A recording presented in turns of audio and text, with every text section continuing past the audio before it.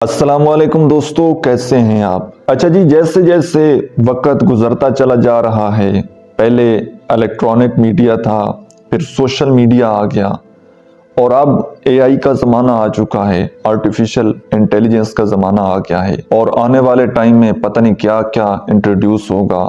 दुनिया जिस फ्लो से आगे बढ़ती चली जा रही है, नई नई टेक्नोलॉजीज आ रही हैं, नई नई चीज़ें इंट्रोड्यूस हो रही हैं, लेकिन जिस तरह से दुनिया तेज़ी से आगे बढ़ती चली जा रही है, अनफॉर्चुनेटली उतना ही रिलेशनशिप का ग्राफ नीचे चलता जा रहा है। अब आप इस बात का अंदाज़ा यहां से लगाइए कि 2023 में डिवोर्स की तादाद पाकिस्तान में 2 लाख थी और याद रखिएगा ये वो तादाद है जो लोग हाई कोर्ट तक पहुंचे, केस के जरिए खुला उन्होंने ली, डिवोर्स ली, और जो म्यूचुअल फैमिलीज में डिवोर्स हुई हैं उसकी तादाद इसमें शामिल नहीं है। अगर उसको भी शामिल कर लिया जाए तो ये बहुत बड़ा नंबर बन जाएगा। अब डिवोर्स क्यों होती है, इसके बहुत सारे फैक्टर हैं।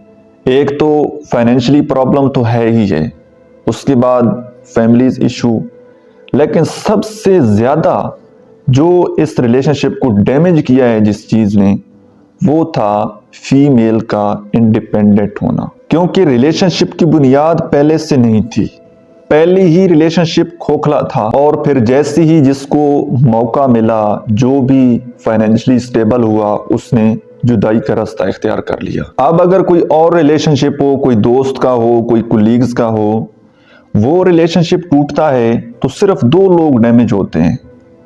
लेकिन स्पाउस के रिलेशनशिप में, मैरिटल रिलेशनशिप में सिर्फ 2 लोग डैमेज नहीं होते, सिर्फ 2 लोगों का ताल्लुक खत्म नहीं होता, बल्कि इसमें सबसे ज्यादा सफर बच्चे करते हैं। अब यही वजह है कि पाकिस्तान में 20% नौजवान, जिनमें बच्चे भी शामिल हैं, बच्चियां भी शामिल हैं, 20% नौजवान एंजाइटी और डिप्रेशन का शिकार हैं। और इनकी एज कितनी है, आप सुनकर हैरान हो जाएंगे कि 10 साल से लेकर 25 साल तक के जो बच्चे हैं ये एंजाइटी डिप्रेशन का शिकार हैं। और ये जो बच्चे एंजाइटी डिप्रेशन का शिकार हो रहे हैं, जो बच्चे ज़हनी मरीज बन रहे हैं, इसमें बहुत बड़ा फैक्टर फैमिली का है। हस्बैंड वाइफ की मिसअंडरस्टैंडिंग होना, हर वक्त लड़ाई झगड़ा करते रहना, इस वजह से बच्चे ज्यादा डिप्रेशन का शिकार हैं। इन बच्चों में जो कॉन्फिडेंस होता है, जो एतमाद होता है,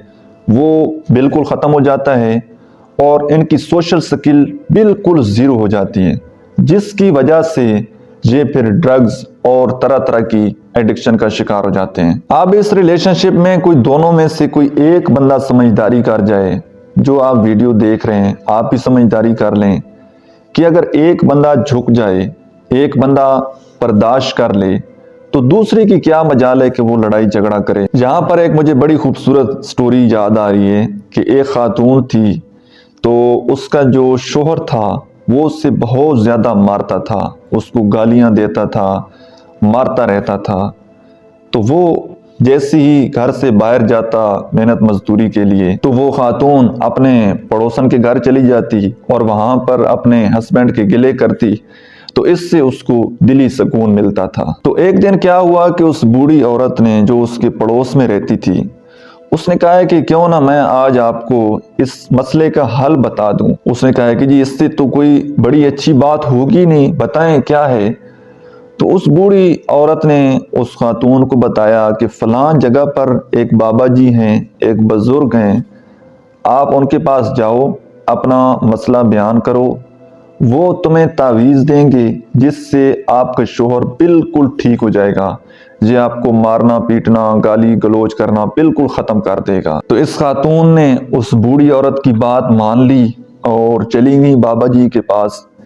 बाबा जी को अपना सारा मसला बताया तो उन्होंने इस खातून को एक तावीज़ दिया और इसको कहा कि अब जब भी आपका शोहर घर में दाखिल हो तो ये तावीज़ आपने मुंह में रखना है और अपने दांतों के नीचे इसको मजबूती से दबाना है।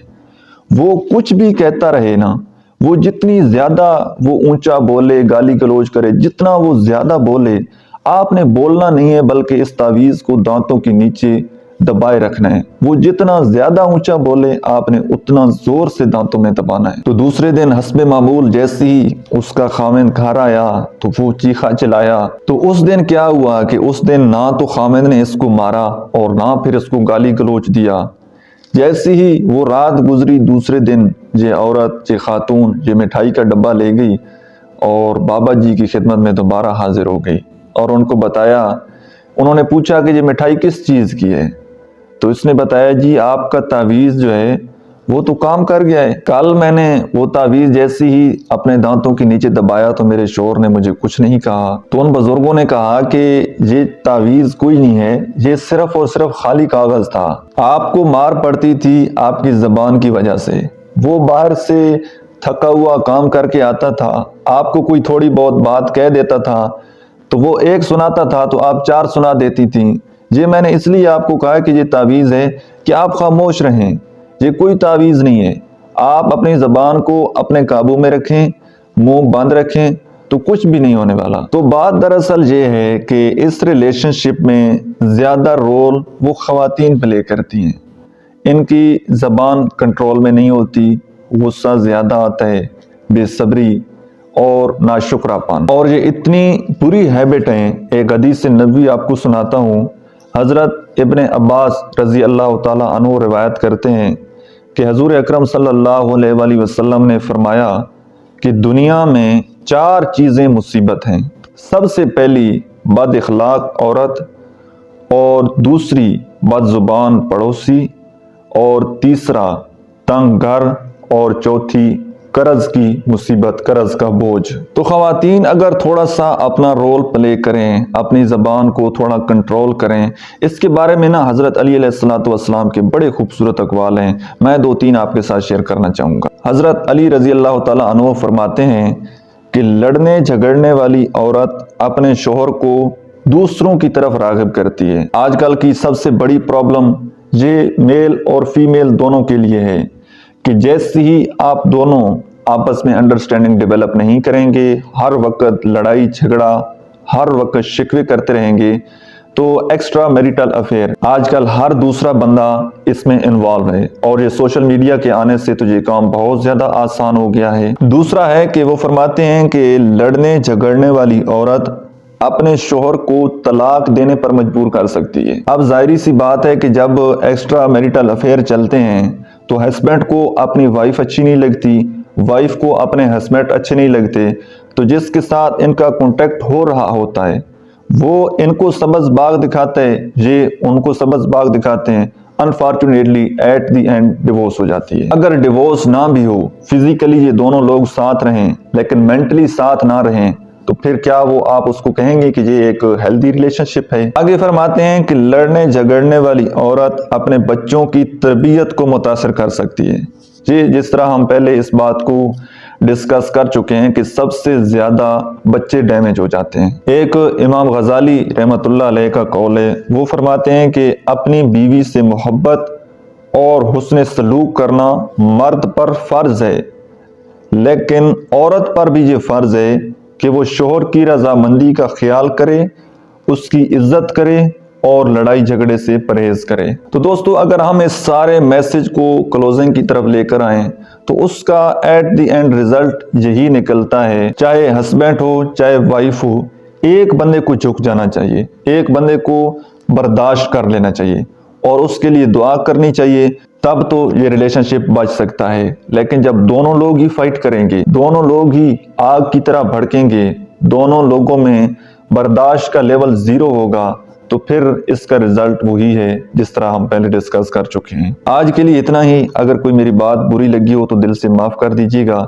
वीडियो अच्छी लगी है तो लाइक कर दीजिए, चैनल पर नए हैं तो चैनल को सब्सक्राइब कर लीजिएगा। अपना और अपने साथ जुड़े हुए रिश्तों का बहुत सारा ख्याल रखिएगा।